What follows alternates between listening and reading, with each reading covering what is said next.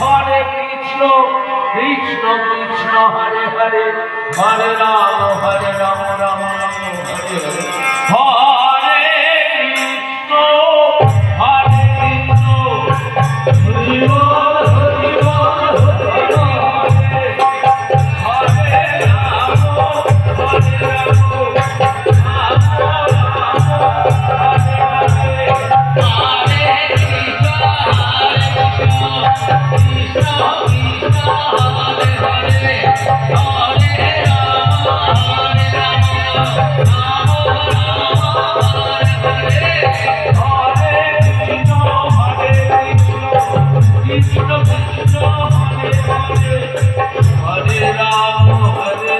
আমি দেবাদেব মহাদেব আমি কৈলাসপতি দেবাদেব মহাদেব আমি নীলকণ্ঠধারী মহাদেব আমি পঞ্চবদনধারী মহাদেব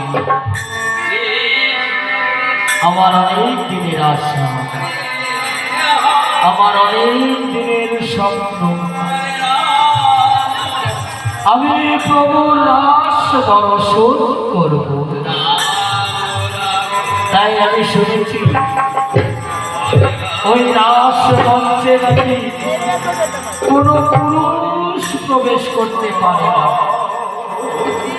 আমি শুনেছি ওই রাস মঞ্চে নাকি কোনো পুরুষ প্রবেশ করতে পারে না, সেখানে পুরুষ প্রবেশের নিষেধ রয়েছে। সেখানে সখীগণদেরকে নিয়ে একজন পুরুষ বিরাজ করে, সে হল ভগবান কৃষ্ণ। তাই ভগবানের রাস দর্শন করবার আমার বড় শখ।